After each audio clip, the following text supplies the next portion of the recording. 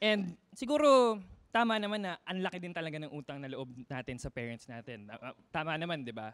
So sa tingin mo, paano mo ba mababayaran yung utang na loob na yun? Lahat tayo, given yan. Even ako, gagawin ko lahat para tumulong sa family ko. Ngayon, pag pinapasok mo yung salitang obligation, parang bumibigat yung feeling na, shit, kailangan ko talaga itong required akong gawin. And doon talaga yung debate na to eh.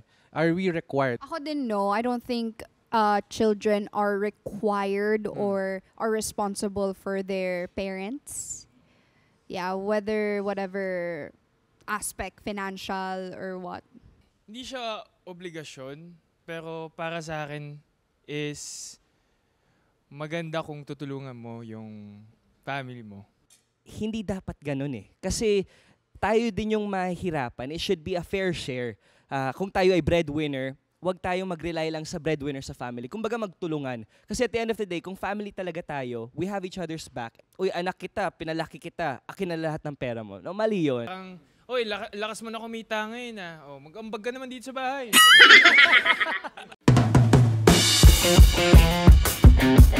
So the question is, obligasyon ba ng anak ang mga magulang?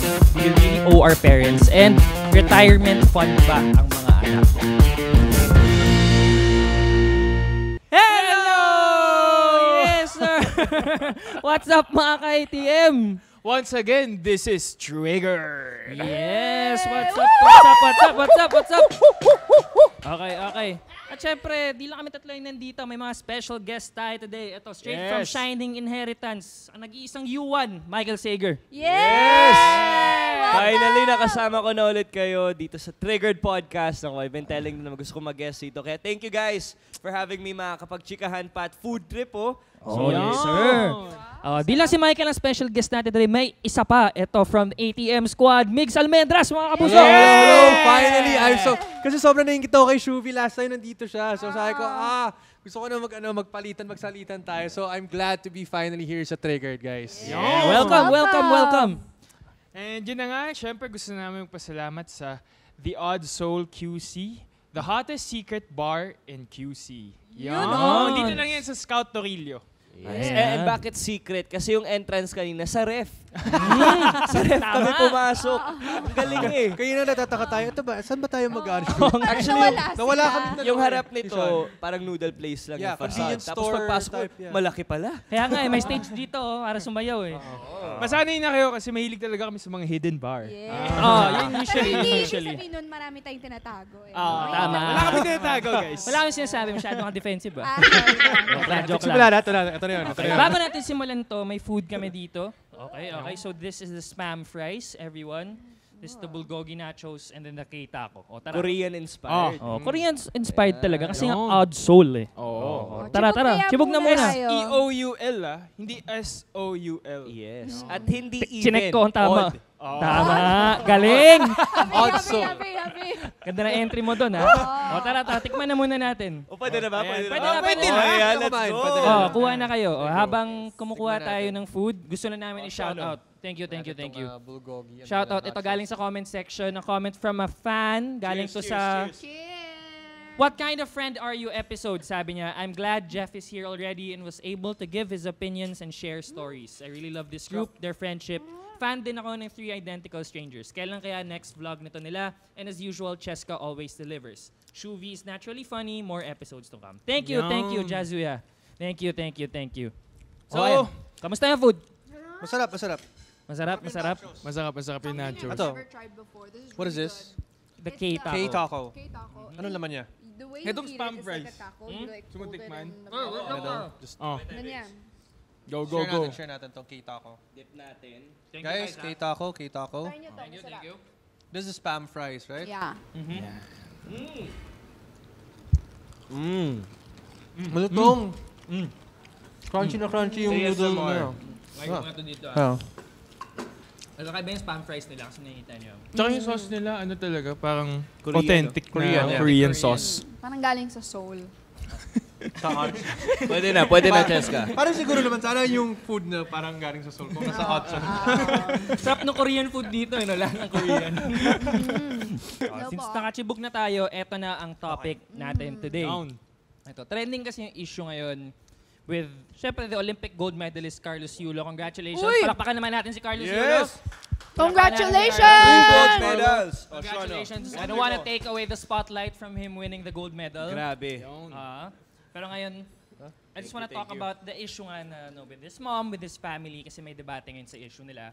So the question is, obligasyon ba ng anak ang mga magulang? Do we really owe our parents? And retirement fund ba ang mga anak? Nako, Very heavy question. Alam mo, double trending yan si Carlo. Double gold medals, double issue pa siya. Double talaga. Nanalo ka na nga, may Double issue the ka pa, trouble. di ba? Nilahat na niya eh, no? Pero ano, sa tingin nyo, anong opinion nyo dun? Na obligasyon ba talaga ng mga anak ang mga magulang nila? Obligasyon ba ng mga anak? Sa akin, no. No. I don't think, I thought no muna ako. So, at one round muna tayo? I guess, Sim- yeah. No? Mhm. Ako din no. I don't think children are required or are responsible for their parents. Mhm. Yeah, whether whatever aspect, financial or what. Pero I'm not saying don't help out your parents. Kumbaga wala ka lang title to actually like be responsible, but like syempre mahal mo yung mga magulang mo. So syempre aalagaan mo sila. Parang ganon. You don't force, you just let it be. Ako naman, hindi siya obligasyon, pero para sa akin is maganda kung tutulungan mo yung family mo. Yun lang naman sa akin. Like, syempre, di ba? Sino ba namang anak ang hindi gusto na magbalik ng parang Yes. Mag-give back to mag-give your back family. sa family, di ba? Ako naman, I think, siguro it's a no also for me. Pero, yun nga gaya na sabi mo, it's parang may parang gray area doon na parang may pwede mong ibalanse na di naman talaga obligasyon pero it's nice nga to give back. Parang yan yung sa experience ko na minsan kasi nagjo-joke sa family namin na kailan ka ba tutulong dito? Ganyan. Parang overdue na. Sorry, mom! Ganun no? Pero, yung iniisip ko kasi is, kapag tutulong ako sa family ko, gusto ko all out, lahat may bigay ko. Hindi naman yung parang magbibigay ako ngayon tapos kakapusin din naman pala ako. I get what you're trying to say. It's like, kumbaga, you help yourself first. And then after, Tama. pag nakaraos ka na, that's the time you can help out others. Huwag ka maubusan. Yes. Kasi, Importante yan. ang problema kasi sa atin paminsan, masyado tayong like, let's say, mabait, no?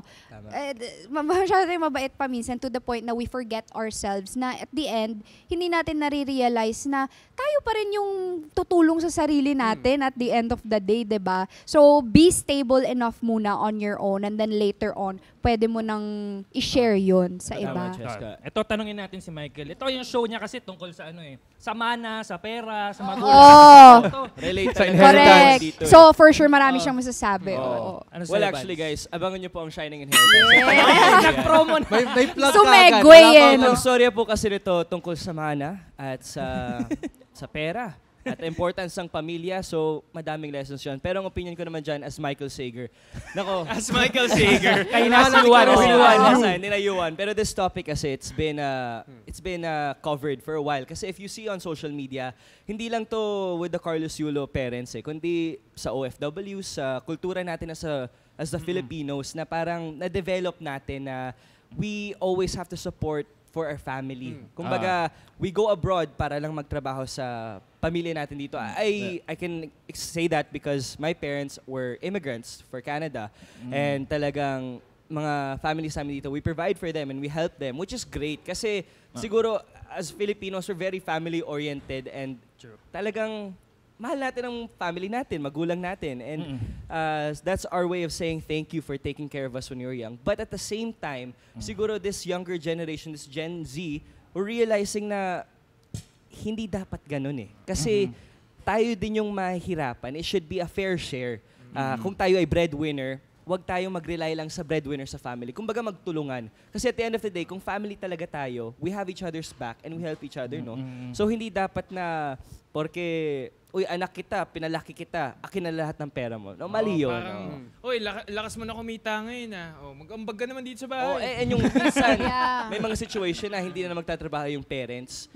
Kumbaga, if talagang hindi na kaya, okay lang, no? Pero kawawa din yung anak eh. Parang nakakaawa na Yeah. inuubos. Pero at the same time, depende din sa families kung gano'n yung ano nila. Pero gusto ko lang dagdagan yung Pinoy culture na sabi mo kanina. Ito kasi under the Philippines family code to eh. This isn't by law naman na talagang paparusahan tayo, pero nakalagay lang dito na right and duties ng parents to keep company, to support, educate, and provide for their child or children. Pero wala pa sa law na may parusa mga anak na mag-abandon sa parents. Yes. So, di naman illegal. So, I think picking up from everything that you guys said, number one, I think ang nagiging major problem kasi sa statement na yan is yung word na obligation. Lahat naman tayo sa table na to at lahat ng mga nanonood ng Triggered, I think we can all agree na ikaw ba gusto mong tumulong sa family mo? Of course. Ikaw ba gusto mong tumulong sa family mo? Lahat. Ikaw, Lahat. Yes, lahat yes. tayo, given yan. Even ako, gagawin ko lahat para tumulong sa family ko. Ngayon, pag pinapasok mo yung salitang obligation, ng word na parang yun. bumibigat yung feeling na, shit, kailangan ko talaga itong required akong gawin. And doon talaga yung debate na to eh. Are we required? And I think, at the end of the day, hindi mo pwedeng tanggalin na lahat tayo nagkukusang loob na tutulong. Pero the moment nga na pag may obligation, doon talaga nahihirapan yung mga tao because, and picking May up from pressure may pressure na siya. Pressure. And picking up Tama. from what Cheska said, at the end of the day, kailangan mo munang unahin yung sarili mo kasi magugulat ka na lang habang tumatanda ka. And I know may mga kapuso tayo dyan na nagugulat na lang sila, binigay mo lahat, tapos at the age of whatever age ka na, 30 plus or 40, magugulat ka, oh shit, ubus na ubus pala ako. Paano naman ako? Wala akong tinira para sa sarili ko. Walang natira Walang sa'yo. natira Sino para sa magpa-provide sarili para sa akin? ko. Exactly. Tama Meron yung sinabi ni tayong- Cheska. Yeah. Meron tayong mga viewers that are our age or Yeah. even younger that may be realizing this now. Sa inyo, ano bang limitations para malaman natin na, hindi na ako obliged dyan Pero at the same time, pusong Pinoy, matutulong ako sa'yo. So, ano yung criteria ko limitations? para tumulong? Yes. For me, and malinaw ako sa mom ko about this. Sabi ko sa kanya, pwede kang umutang sa akin, pwede ka tutulungan for a couple of things. Number one, medical reasons. Matic yan. Medical, that's one. Nice, Number yeah. two, kung let's say makukulong ka, randomly. I mean, sino ba naman ang gusto mo Emergencies. magulang? Emergencies. So for me, emergencies, yun talaga yung dapat na, hindi, matic yan, kahit walang-wala ako, tutulungan kita. Pero yung mga bagay na, anak, walang pambili ng bag si mami, ano ba yun? Hindi ko naman obligasyon. Like Wants and material needs. Wants and things. needs. Luxuries or like bonuses Yes. in life. I don't think. Pero ang galing no, kasi open ka sa parents mo. Yeah. That's very hard for other people to do, but the fact na you're vocal about that, healthy. It helps kasi I Yeah. think in any relationships with family, kailangan meron kang magandang communication para maiwasan mo itong debate na to na magkakatampuhan kayo na, o paano naman ako? O paano naman ako? Miscommunication. Yeah, Tama. exactly. Yeah. I Chess. remember yung parang being open with your parents because I remember when I was in college, my mom got pregnant again. Nagkakapatid ako ulit. And my mom is a housewife. Yung kumbaga yung talagang breadwinner ng family is my dad.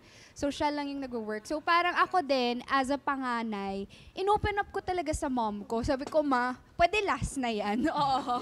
Kasi alam ko naman that when they get old na, ako talaga mag-aalaga sa mga kapatid ko because 20 years ang age gap namin nung Wow, ng pinakabunso. Actually, 21 years. So I know by the time that they're gone, let's face it, they're gonna be gone in this lifetime. So ako talaga. So kaya sinabi ko talaga, ma, last na yan, okay? So after thereon, I really appreciate na she kumbaga, followed through, nagpalay-gate na siya, ganito, ganyan. Kasi naintindihan niya yung situation ko. Kumbaga, I appreciate din kasi yung mom ko, hindi niya sa akin, kumbaga, sinabi, ikaw talaga mag-aalaga niya ng mga kapatid mo, ganyan in the future. Kumbaga, automatically, I just know and I'm willing to because they're family. So see the difference between having the pressure, having put into the pressure na, ikaw mag-aalaga sa kapatid mo, ikaw mag-aano, ganyan. Yeah. So parang mas, wag. And even sa relationships naman, di ba, pag may jowa ka, pag pinipressure ka, parang, the more ka lumalayo. Tsaka ang ganda ng word na ginamit mo, you're willing to. Yes. Yun yung word na magandang Yes. ginamit mo, willing to. Natatawa nga ako kasi yung experience ko dyan, yung sa magkakapatid namin. Sinasabi ng mom ko, parang, sino kaya mag-aalaga sa akin? Sinasabi namin, doon ka na kay ate, gano'n na. Panganay talaga eh. Doon na kay ate, gano'n. Panganay na eh. Pero Cheska, alam mo, it comes down to responsibilities, no? Kasi when you say responsibilities, hindi lang yan bilang anak, bilang magulang din. Magulang, Yes. correct. And it's a fair share again na parang kung magulang ka, dapat if you want to have more kids, 'di ba? isipin din yung ibang anak kasi pag masyadong madami baka mas mahirapan and stuff like that. And the eldest man or the youngest, you have to look out for your kapatid talaga. You have to guide them. But at the same time, hindi ikaw yung magulang. Yes. Totoo. Pero malaking tulong yun sa parents mo. Yeah.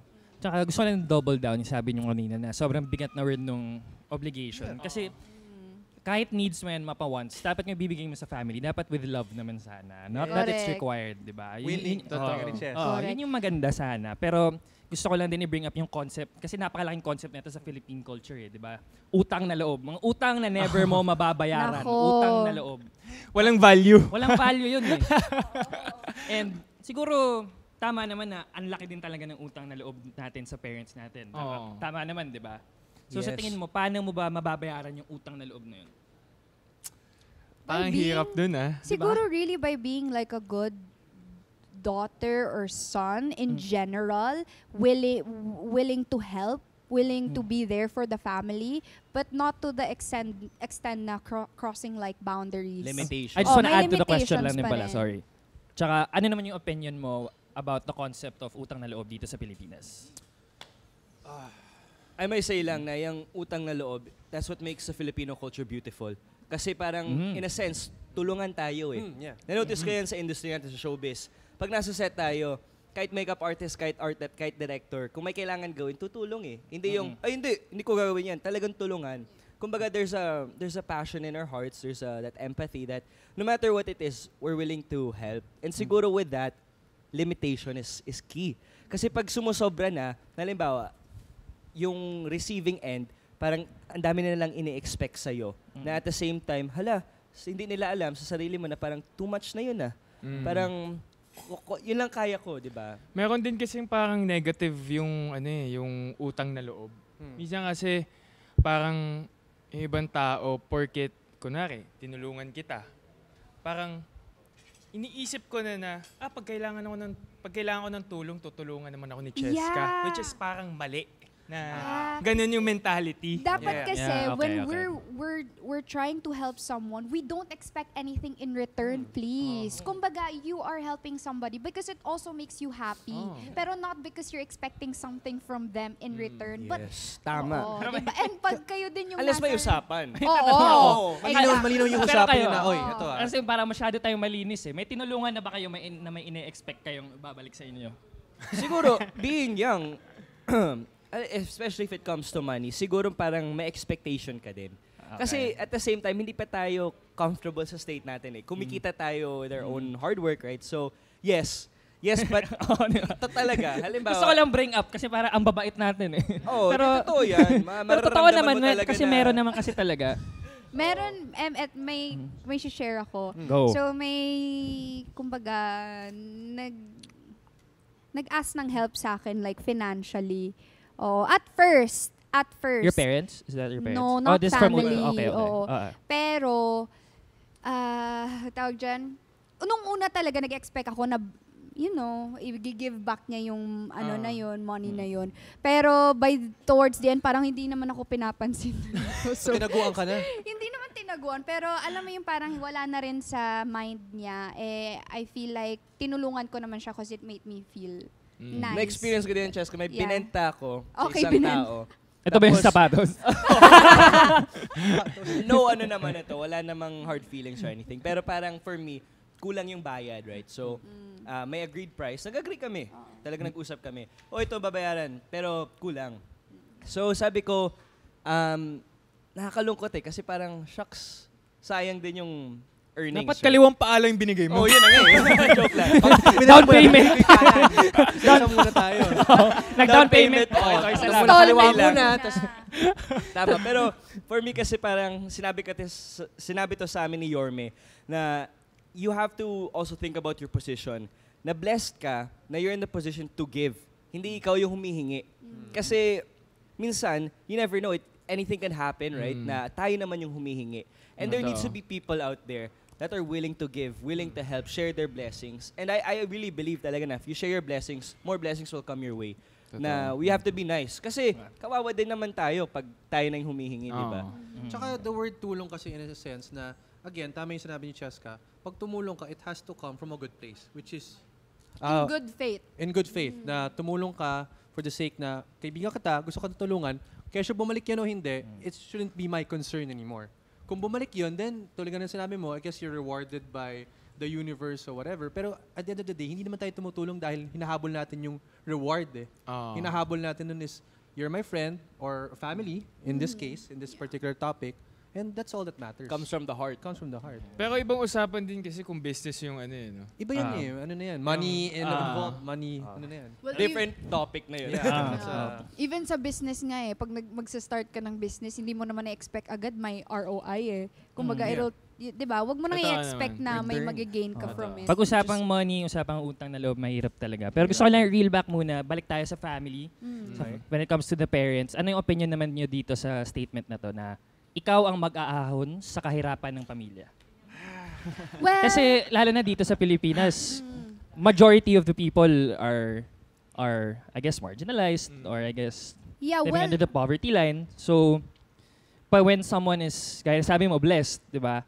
When someone has more, they feel obliged as well to give. And parang, since ikaw yung pinaka may pera sa pamilya namin, sama mo na kami. Siguro, in a situation that it motivates din. Halimbawa, if you're talking to someone who's starting lang with any career, and your parents will be like, ikaw ang mag-aahon sa pamilya natin. Depende din eh. Kasi parang pag ganun sinabi, mas motivation yun na, kaya mo to, kaya natin to, we believe in you, sila ang nagpaaral sa'yo, parang ganun. Pero parang, pag galit na yung usapan na, ikaw dapat na mag-ahon, di ba? Iba na yun. So, depende din eh. And siguro, sa ugali na dapat, we have to know na, we can't rely on isang tao lang. Kahit siya lang talagang kumikita, hindi dapat yun pwede. Siguro kung kumikita siya, anong pwede kong gawin para makatulong sa'yo? Di ba there's so many things someone that Para we can makadagdag do. na. Yun, di ba? Para mas, kung halimbawa, napapagod na, tulungan natin. Yeah. Masayin natin. Oo, di ba? Pero yung konting gestures na ganun, natutuwa na sila. Tsaka Bigyan nyo ng pagkain. Tsaka ganun eh, kasi it really depends on, number one, your relationship with your parents, number one. Number two, yung nuances. Kasi sinabi mo nga na pwede mong sabihin na ikaw aahon nun or ikaw yung aahon sa amin. Yes, di ba? So marami siyang factors talaga with that particular statement. Paano binigay sa'yo yung statement? Ano ba relationship mo sa magulang mo? Ikaw lang ba talaga yung breadwinner? Mabigat yun. Kasi Wala kang heartwarming yun wala eh. kang kahati, di ba? Yun na nga. Pero heartwarming yung sabihan sa parents mo na, nak, ikaw mag-aahon sa pamilya natin. Parang iba yun eh. Diba? It all boils pressure down, siya. boils down talaga na sinabi kanina about the word obligation. I think it all boils down to that. Very insightful na for everyone. Tsaka for me, meron din akong feeling na meron tayong, sa culturally, it's a good thing kasi culturally, Asian people, Asian communities, we're very rooted in tradition and community compared to the West. Yes, totoo. Compared to the West. So may ganyan tayo talagang nuances na utang na loob, giving back to our family. Something that the West does Something not that the understand. West, kaya sila may mga home, close family ties, mga traditional. Totoo.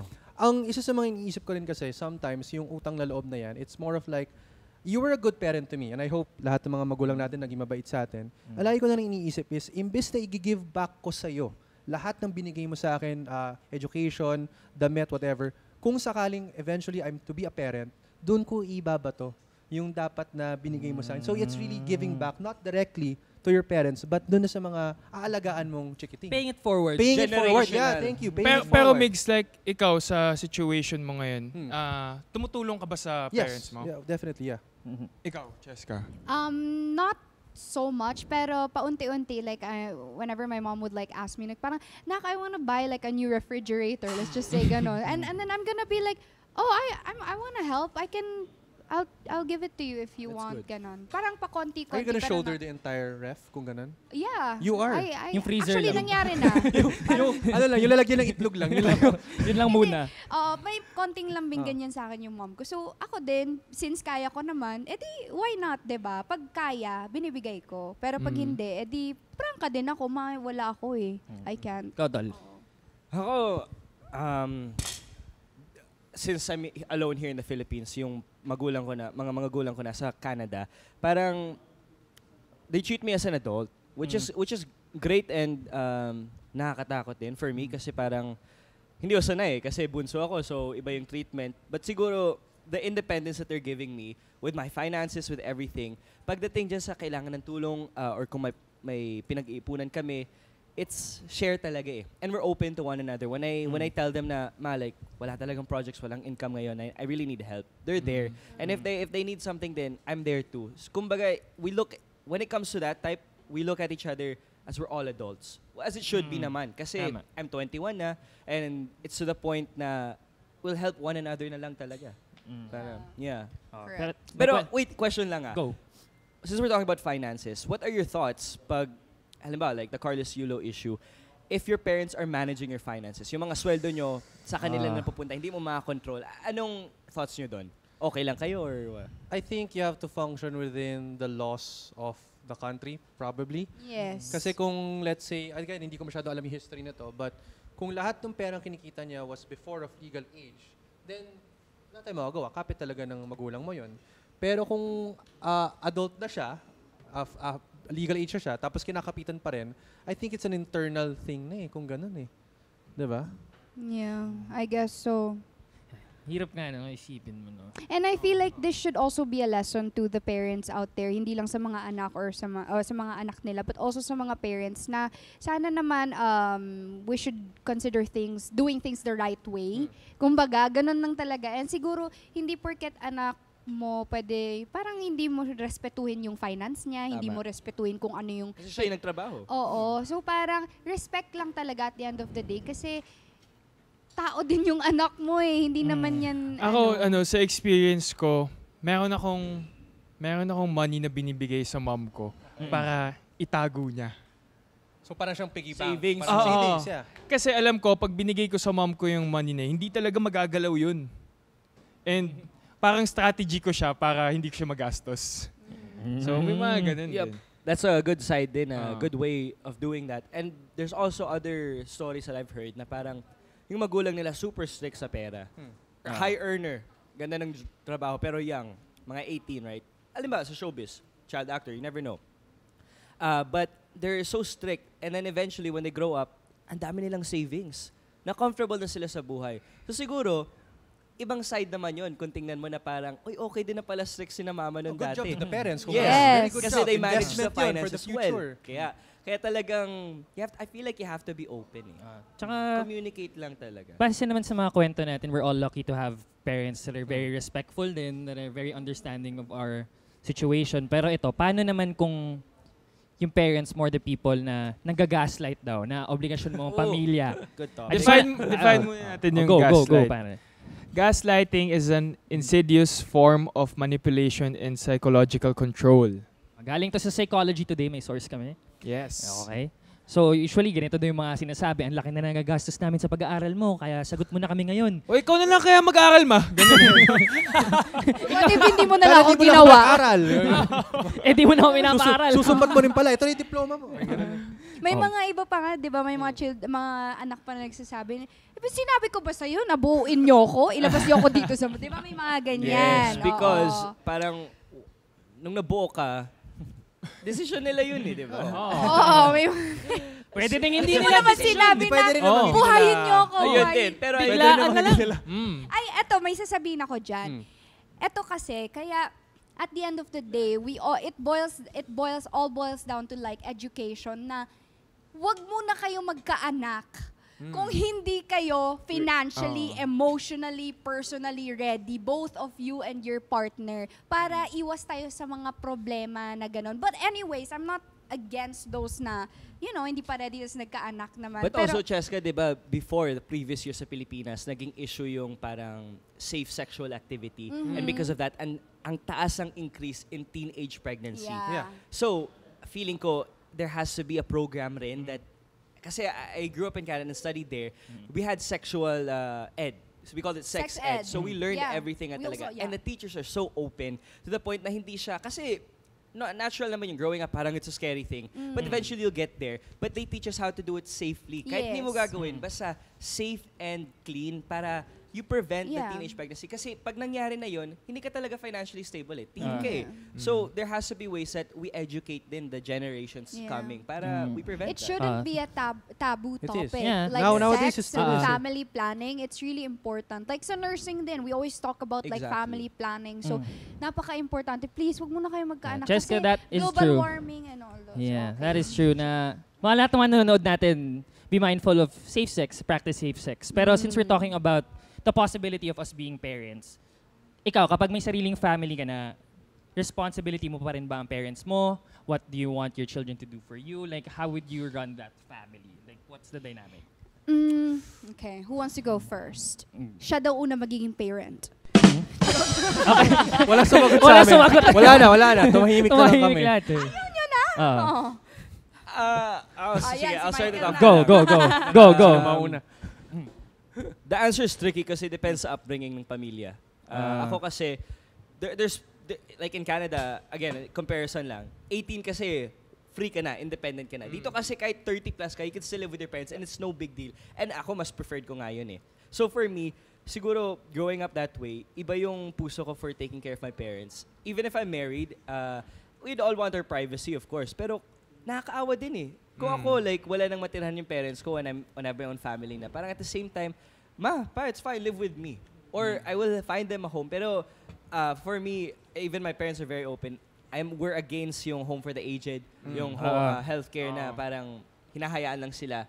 But depende din kung yung parents gusto nila yun, go. Pero ako, personally, no. Ayoko yung ganun. I think it's more of a balancing act eh. At the end of the day, yung konsepto na yun, it's balancing the needs of your immediate family and then syempre yung mga magulang mo na. Na syempre, ang unahin mo na ngayon is yung mga anak ko na they can't sustain themselves, at least not yet.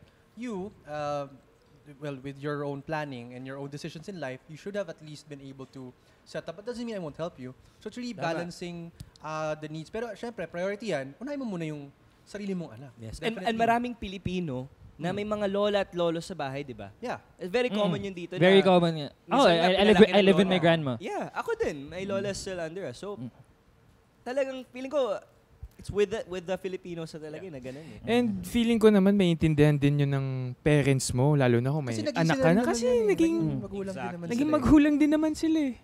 Pero may nakita akong TikTok, share ko lang sa inyo, na parang nakalagay doon na, let's be easy on our parents when we get into fights because at the same time, it's their first time being parents.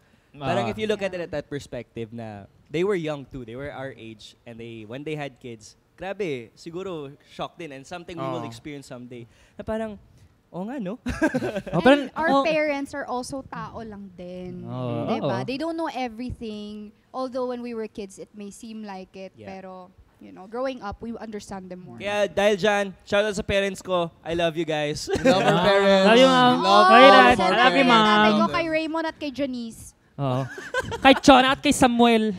Becky, I love you so much. Pero picking up sa sinabi mo nga na hindi nila alam yung mga ginawa nila. I think likewise, as children din, hindi rin natin alam yung pagpupusige ng mga magulang natin. Kasi for example, like, think about it this way. Lahat naman tayo nagkasakit tayo. Probably, nung bata tayo.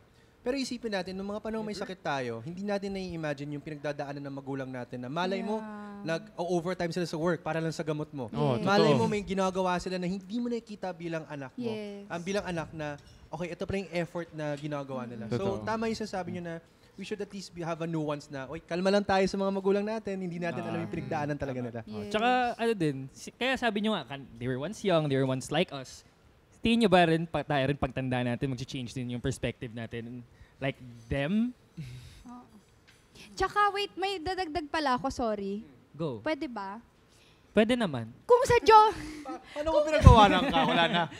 Sorry, paano ba yung rules nito? Kung pinagkawalan mo siya, bawal na. hindi na ako magsasalita. Shut up lang siya. Hindi. Go. Kung sa mga jowa nyo nga, kaya nyong, di ba, maging martir, kaya nyong ibigay sa kanila lahat and whatsoever, sa mga magulang nyo pa kaya? Teka lang. Kain ka muna, kain ka muna para matagal pa yan. Sa mga water. Yun lang naman. Parang naramdaman ko yun. Na-trigger. Kaya nga naramdaman ko na eh. Akala ko tuloy-tuloy na yun. Kinalma ko na sarili. Naramdaman ko yung triggered mo eh. Baka saan tayo mapunta.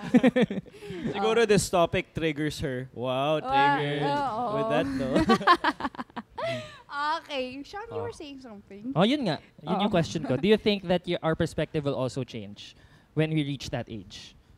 And when our children reach the age that they can provide for us, I guess? Well, our perspective changes every time we Yes. mature. Mm-hmm. So it'll come to a time talaga na parang feeling ko nga na sasabihin ko sa sarili ko, grabe ang kulit mong bata, yan tuloy, na-understand mo na yung magulang mo. And feeling ko din, parang iba yung pagpapalaki ng bata ngayon kaysa dati. Yun din. Gets mo, like, Ibang-iba. dati wala naman technology Yeah. Pero ngayon, pag nagkaanak tayo, baka hiningi ng anak mo, iPad na, di ba? Pero sa tingin mo, Vince, mas okay ba yung mga upbringing ngayon compared sa experience mo? Kasi ang daming mga sa TikTok nga, kitang-kita mo na May yung gentle parenting na Yun, tayo diba? ngayon. Dati naman, sinturon. Wala nang ako din. gentle-gentle. Luhod sa munggo pa nga ako dati. Ay, oo, sa altar. Ako ng santo. Ako, Bel. Parang I ang will saya, not do parang this ang saya-saya again. nyo dun. Parang ang saya-saya nyo dun. Nagchichikahan. Ako dati munggo. Hindi ako sinturon, man. Oo, It was sinturon. time, before, diba? Oo. Ngayon, gentle parenting, gaganon mo, uupo mo na yung anak mo. May question My ako. dear. Since kayo 20 years old, di ba? Yes, 20. Ano yung difference sa pagpapalaki ng mama mo sa'yo sa kapatid mo? Oh my God, it's so Generational gap. different. Ay, oo. It's so different. Iba na yung pagpapalaki sa akin and sa sister ko ni pinakamatanda. May mga kapatid ba kayo lahat? Oh. Yes. Only child ako. So wala. Nice. Oo, only Ah, child. only child. child. Eh, ikaw, only child din Oh, eh. only child. Oh, yun nga, sa kapatid nyo. Kamusta? Okay. So, ako before, as in like palo, sinturon, lahat ng pwedeng makuha ng Corporal nanay ko. punishment. Pakpung. Tapos pa-altar. Hey, test ko yun. Yung munggo. eh. Paaltar. Hindi, totoo. Hindi, masakit yun. Asin tsaka munggo, masakit yun. Kaya siguro umitim yung tuhod ko. Charot. Pero Sa ngayon munggo, na, charot Cheska, lang. that you're a young adult na, na-realize mo bakit na-experience mo yun? Parang na-justify ba? Or at the same time, sana hindi na lang nangyari yun? Like, is she happy ba Like- siya na pinagdaanan niya yun kami? Yeah. I Ikaw would din, say kasi yes. lumuhod ka sa ano Yes, din. yes. Kasi Yes. I think it allows you, syempre nung bata tayo, we hated it so much. I hated it with a passion. And there's also a clear line between abuse Yeah. Of course. Yeah, of course. and discipline. Yes, discipline. Pero as you grow up, I guess it helps us to be more, to be stronger people and understanding na, Yes. na hindi lahat ng bagay, porket masakit, ay pinanggagalingan doon is abuse. Minsan din, well, sadly to say this, pero it comes from a place of teaching you something na, of course now, hindi na dapat ganun talaga guys ha. Huwag yung gagawin yun sa mga anak nila. Iba na po ang panahon. Pero cultural din kasi yun eh. Panahon nila yun eh, di ba? Yes, and also parang something that I learned from that, yung parang after ako nakagawa ng something na hindi tama, Paluin there's ka. always a consequence na Yes. hindi maganda. So yun yung na-learn ko, and I feel like mga siblings ko ngayon, hindi nila yun masyado Naranasan? na isip o hindi nila masyado na isip kasi nga gentle parenting na sila ngayon eh, yung mom ko sa sister ko, yung kasunod sa akin. Oh, Cheska. Ganun na. Ay, hindi ano na siya, yung parang sinasabihan na siya, oy, wag ganon. Tapos pag sasagot siya na parang, kasi kailangan ganito, ganyan. And then, mom ko, sige, wala naman ako magagawa. Yan naman yung gusto mo. So parang tumitiklop na sila as parents. Oo, parang hindi na nila pinaglalaban yung ano. Yan yung na-experience ko. Ayun. Ako yung ate, si Ate. Vince. Same bunso. kami ni Vince. So tayo medyo pro tayo dun sa idea Oo, na yun. Ano, Kasi Kasi it nag-reklamo teaches us to be thick-skinned in some way na, uy, Yes. kung kaya mo to, life will be, Tsaka kaya mo. independent talaga. Before, I could never get something that I want, not unless I work hard for it. Ngayon, sister ko, I want iPhone, I want iPad. Pero look at you now, Cheska. Independent and successful. Yeah. Proud Kami you ni to be May, like that. tayong lahat. Actually, Oh, tayong diba? lahat. Yeah. Oo. O yung mga bunso. Ano yung sinasabi nyo? Mga bunso. Yan yung nagreklamo na yung mga kapatid ko. Kasi, Ayan. So, ganun sa kanya. So yung easy, so easy. kasi dati nung, kunwari, yung Oh. sa sister ko, which is yung panganay namin, pag kunwari, aalis siya. Tapos kailangan 12 o'clock. Andun na kagad yung dad ko. Sinusundo na. Eh ako, kahit 4 a.m., party pa din ako ng party. Oy, nasaan ka na? Hindi, pauwi pa lang ako. Ganun. So parang, May easy pass. mas like, paluwag na ng paluwag yung sa parents ko sa akin. No, kasi I also feel like sa perspective ng parents natin, like tayo, ikaw only siya, ako panganay. Feel ko kasi first time parents sila, so they still don't know. Like parang mas Nag-a-adjust nasa-stress pa. sila. Oo. The more they have more children, parang mas nagiging lilo din siguro sila. That is why. So malas talaga pag ikaw yung Diba? una. Yun yung sabi ni Michael kanina, di ba? Na they're also growing as parents. They're also Yes. learning on the fly. At iba din kasi pag boy and girl eh. Ayun, Kasi Yeah. older Tama yan, sister, tama yan. same Isa pa like yan. Vince, na mas strict sila, Mas ano. So At depende. iba rin pag only child, may mga kapatid ka kasi tayong dalawa, mga uniko iho. Alam mo yung nothing bad can happen to you kasi Oo. Yung only child, were your parents more strict or mas free sila sa inyo? dad ko was always so strict to me. Sobrang lala. Always strict. Always strict. Ikaw, Sean. Ha? Sobrang chillax lang naman. Hindi, ano lang siya, parang sa good times, kunyari gusto nila mag-treat, syempre, Yeah. ikaw lang iti-treat nila, nasa iyo Oo. lahat. Pero kung sinumpong sila, gusto nilang kumuha ng sinturon dyan, ikaw lang din yung kukuha ng lahat. Kung may uutos sila, ikaw din gagawa ng lahat. Kasi mag-isa ka lang eh. Pero, so I guess, sakto lang. May last question Yeah. for the Only child. Uniko ihos. Oo. Yes, ma'am. May pressure ba kayo in terms of kasi kayo mag-aalaga sa parents nyo in the future or kayo talaga yung may ano doon. As an Kasi only child. mag-isa lang kayo, Yeah. kami may mga kapatid Oo. kami, pwedeng magtulungan. Yes, ako definitely I feel a lot of pressure in terms of obligation or Oo. giving back. Let's use the Oo. word giving Or back. helping Or out. helping out. Oh, definitely. Kasi nga alam ko nga na solong katawan ako, wala akong matatakbuhan ng iba at wala akong makakahati ng stress, ng bigat, kung ano man ang pwedeng pagdaanan bilang anak towards a parent. Correct. Nice. Sa akin, I guess, nabigyan naman ako ng confidence or may, parang tinatrust ko rin yung parents ko, nakikita ko sa kanila na di ko naman sila kailangang alagaan. Yes, true naman yan. Pero as in like, financially, like you have to provide a house for them, that's different eh. That's different from yung kaya sabi natin kanina, from emergencies. Medication. From medication, that's different. Kasi at that point, dapat steady na sila. Yeah. Yeah. And we could say na you're obliged to try your best and give your best love and efforts. Pero paano mo masasabi na obliged ka Sa pagtulong. sa pagtulong? Oo. Ano ba masasabi na obligation yung pagtulong? Oo. Obligation na. Sa akin, pag nagagalit na pag di mo binibigyan. Yeah. Sa akin kapag mapapahamak yung magulang ko or merong something na that can affect them health-wise, yung mga ganung bagay, yun ay obligation for me talaga. I guess different yung pag-understand ko ng question. Pero yeah, that is true. Pag ganun na emergencies, parang you feel obligated na. Pero sinasabi ko lang kanina na when you're giving to your parents, parang okay sa simula, ganun. Tapos it starts becoming or feeling like an obligation. Yes. Two when they're answers eh. Parang when is it proper and ito naman, when is it too much? When does it become too much? but obligation na bigla, parang ganun. Sige, proper muna. Lahat tayo sagot. Go. Oh yeah. Medical, lalo na also you have to prepare din like yung mga ibibilin nila sa iyo, yung mga ganun na mga bagay. Syempre, di naman sila forever nandito. Yeah. Maintenance. Maintenance. And also like once they're yung after di ko lang paano sabihin, pag namatay sila, yung kabaong nila, yung ano, syempre ikaw mag-aayos ng lahat, yun yung mga Planning. obliged Yeah, ka. there's healthy obligation and there's unhealthy obligations. Nice. That is Diba? That's true. a nice way of putting it. Yeah. Healthy is yung, parang yung naisip ko, like sa mga siblings ko, pag wala na yung parents ko, ako tutulong sa kanila. Yung kakabuti nila. Oo, ikabubuti ng lahat. Pero yung unhealthy naman or putting it, anything that's like too much is a bad thing. Yes. So, isipin mo na lang, you have to ask yourself, is this too much na ba? Ganun ka ba, Jessica? Ganun ka mag-isip? Para na pa. Naghang kami Wala, lang. magsasabihin din ako na napakita, patitig din ako sa'yo. Ayaw na patingin sa kanya.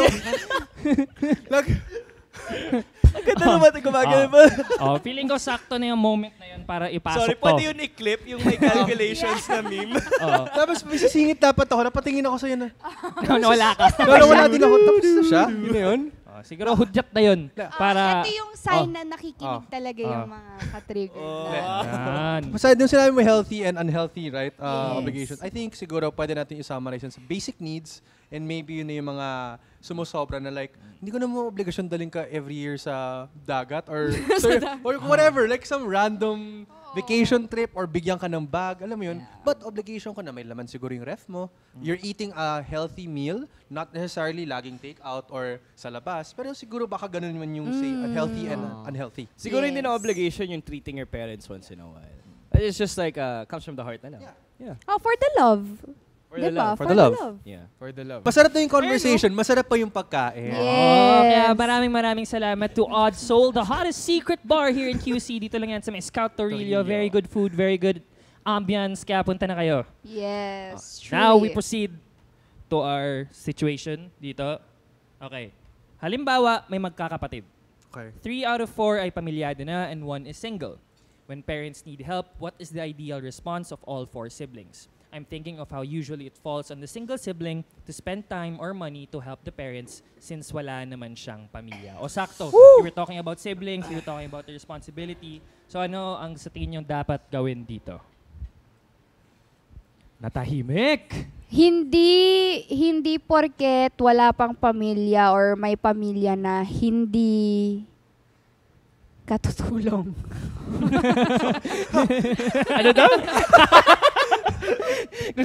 Grabe yung build up, no? Sorry, nag-aantay talaga ako ng punchline. Okay, go. Ay, hindi. Parang hindi nakabase doon para tumulong ka sa pamilya mo. Whether may pamilya ka or wala. Hindi naman, eto for me lang, hindi naman required na pare-parehas kayo ng form or ng way ng pagtulong. Let's say, for example, marami ka talagang anak. Hindi mo talaga kaya financially. Be there like, physically, like paano ka makatulong? Whether maglinis ka ng bahay ng parents. May mga ganyan, iba-iba Hindi naman naman. kailangan money. Yeah, hindi naman kailangan money Like being talaga. present is already enough. Yes. Kahit nga simpleng wash the dishes if your parents cannot, that's already a big help. Like living alone, like I know washing Acts of dishes service. can be acts of service, exactly. There's a great movie, 7 Sundays. That talks about this topic. Isang lolo, tapos yung family na 4 sisters na wedding din, similar, na parang may mga obligations. Tapos hindi na inaalagaan yung lolo, yung tatay, kasi parang wala na, we have our own families. Tapos nagpanggap siya na may, tama ba? Yung O para bumalik. Para bumalik diba? sila, yeah. So, why does it have to come to that point na parang nakakalimutan na natin ang magulang natin? Tsaka hindi po masarap naman talaga tumulong sa magulang True. natin. So, ba't parang hindi mo yun iisipin? But it's no? hard to say that din kasi minsan may hardships yung every family. I mean, like, diba, hindi okay yung relationship. Oh, But yeah. I guess ang masasabi na lang natin is, let's just promote being positive and life is short. Alam mo yun, let's try our best to really communicate and talk about it, I guess. Spread love. Exactly. Guys, have anything more to add? Ako sa experience ko, yung sister ko nag-migrate na sa US. Tapos yung brother ko naman is gusto niya nang umalis sa bahay. Ako, gusto ko tumira sa bahay. Gusto ko manatili sa bahay.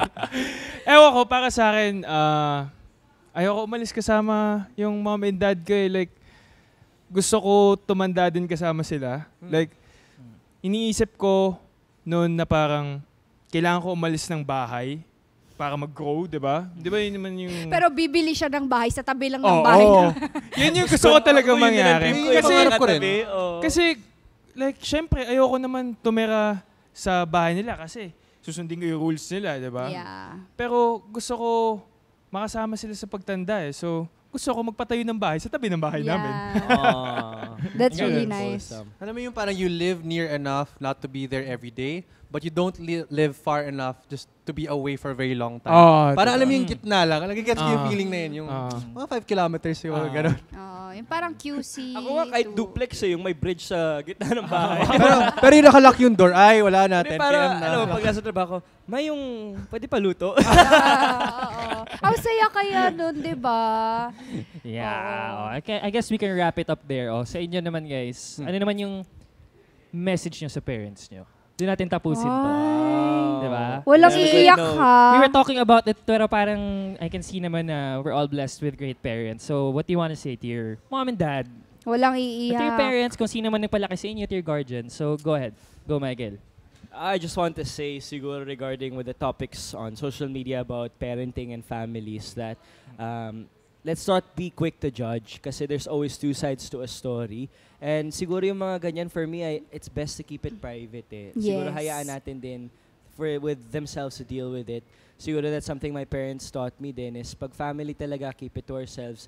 Kasi we don't want to... Pangalan ng family mo ang dala mo eh. Kaya Sager. I'm gonna spread that name around. And kung masama yung I don't want to ruin the family name, right? So let's try to communicate well. And gusto ko lang sabihin sa parents ko na thank you for raising me to become stronger. And alam kong you guys had a difficult time with me growing up. Makulit akong bata, pasaway. Pero you guys still didn't give up on me. And I'm very thankful for that. And I miss you guys. And I love you so much. Follow me on... Follow. Follow me on Instagram. Papa, shoutout At sa'yo. Michael Sager. Ako naman, message ako kay mom and dad. Mom, dad, hi. Kung nanonood kayo. Wow, kala mo, yun. Hi, Tita Gusto ko lang ba't Chomskis. yung mga taga-Davao dyan? Oo. De, joke lang. My parents and I, we're not that type. Yung relationship namin, hindi kami yung tipong nag-update every day or nag-uusap kami like, kahit once a week. No, we talk, I don't know, once every 3 months. We talk once in a while pag may kailangan. But I love you guys and I know that you guys love me. And trust that I'll be there for you because I trust that you'll be there for me. Low maintenance relationship pala. Love you, mom. Love you, dad. Ako naman, gusto ko lang din sabihin sa parents ko na sobrang thankful ako. Kasi ever since, support lang talaga yung binigay nila sa akin. Sa lahat ng gusto kong gawin, never sila parang nangontra. Alam mo, kung gusto mong gawin yan, gawin mo. Ganon. And sobrang laking parang tulong para sa akin na grabe yung suporta na nabibigay nila. And siguro hindi lang support, pati din kung paano nila ako pinalaki. Yun, sobrang thankful din ako nun. Lalo na sa education. Dati yung dad ko, sinasabi niya sa akin, dapat wala kang line of 7, ganyan. Pero hindi nila hinihingi na maging honor student ako. Pero pagtanda ako, na-realize ko na lang na ang laking tulong pala nung ganung disiplina na binigay sa akin ng parents ko, no? So, isa yun sa kung bakit sobrang thankful ako sa'yo, mom and dad. I love you. Hi. Iiyak na yan. Iiyak na yan. Hindi ako iiyak. Ano ba yan? Okay. Well, I just want to say thank you to my mom and to my dad who... Kasi yung dad ko... No! No, kasi yung dad ko naman... No, kasi yung dad ko, stepdad ko talaga siya. And 4 years old ako nung dumating siya sa buhay ko. And now that I'm an adult, I now realize na hindi lahat ng stepdad or that good of a dad sa kanilang stepdaughter or stepson. You know, yung iba walang pake. Pero ikaw, Papa, you really stood up para maging tatay ko talaga and never ko sa'yo na-feel na stepdaughter mo ako. Like, kung pwede nga, di ba sabi mo sa akin na kung pwede nga kitang gawing Sanson, yung apelido ko palitan, gagawin niya. And wow, thank you. Oo, and wala, sobrang grateful ako sa'yo kasi lahat binigay mo sa akin, lahat ng suporta, ng disiplina na kailangan ko to be. Without you, Mom and Dad, I wouldn't be who I am, where I am, and how I am today. This is all because of you, and I hope that you live longer pa talaga, mga 100 plus years pa. Ayun. I love you and wala, thank you talaga from the bottom of my heart. Round of applause for Cheska Stepdad. Yes. Love you both. Okay. Ganito pa palagi sa Trigger. Please invite me back. Oh my God. This is, like, kanina ba, talagang we were just debating. Ngayon naman parang papuntang soft hours na tayo. It's just like Ganon creepy. talaga. Ganon talaga dito. Saya. Masaya. Maya lasing ka na. Ganun ba? Maya. Kasi tatay ko, bro. Go. Ako siguro, I'll start off with, yung mga nanonood natin mga ka-triggered. Number 1, always do something willingly. Not because you feel like you're pressured to or obliged. Kasi balang araw may ipon yan and hahabulin ka niyan. Pagtanda mo, for some reason, I have lots of friends na parang they just feel like hinahabol sila eh. It's like parang siyang bulkan. Pag inipon mo yan, balang araw bigla lang sasabog yan. So number 1, always do things willingly and tulad ng sinabi namin, from the heart. Number 2, pagdating sa magulang, love them. You only have 2 of them. And also, please, magtira ka para sa sarili mo. Going back to mga messages sa mga magulang natin, Dad, you're not here anymore. But if you hear this, you were never the ideal dad that I wanted growing up. There were moments that people never understood. Thank you so much for that. Thank you. You're not the best dad in terms of conventional standards. Yeah, let's just keep it at that. But I would never change anything about you, and without you, I would not be who I am today. Next, going to my mom, I wish you, dahil sinabi mo yung long life, I wish you live until 85, 90, utang na loob, ikaw na lang meron sa buhay ko. I love you very, very much, and Tita Becky. ayan, Tita Becky. And I appreciate everything you've done, and pasensya, minsan kita nagkakasundo, but naiiyak na po mga tao dito. So yeah, I love you very, very much, and I look forward to spending more years with you. Yan. Grabe no, ngayon lang gumanon sa akin na Iyak ka na naman. buhay ko talaga parents ko pag Yeah. like parang I don't know, only child pa. Ikaw, I don't know, pero eventually it will hit you na as you. You know, I watched this podcast, share ko lang, na they're saying na when you reach a certain age, mid-20s, early 30s, there will come a moment daw that you will feel like you have to call your parents and thank them. Yes. Because it's a moment of realization, siguro maturity din na parang Water. mararamdaman mo lang yun eh. And siguro, I'm happy that I'm low-key feeling it na I'm really thankful din for my parents. And I'm glad you guys are din with your messages. And it's great. Kaya sa lahat ng mga parents out there na nanonood triggered man or mga kapuso natin, mga magulang sa prod natin, nako, you guys are amazing. Keep it up. And we love all of you. Applause we for all the love you! parents out Yes. I guess that concludes our episode for today. Once again, that's Triggered. You can watch us on Spotify, Apple Podcasts, Audible, and also the ATM official Facebook page. So, ayun, ano pa? Any more closing remarks, guys, before we end Thank it? you for having us. Don't Thank you die, so just much. multiply! Thank you, Team Thank you so Trigger. much. Mga ka-Gen Z, mag-ipon kayo ha. Yes. And be Matuto kind. mag-invest. We love you guys. Bye-bye. Once again, thank you to the Love Odd yourselves, Soul, the guys. hottest secret bar here in QC, here in Napakasarap. Scott Torilla. Thank you.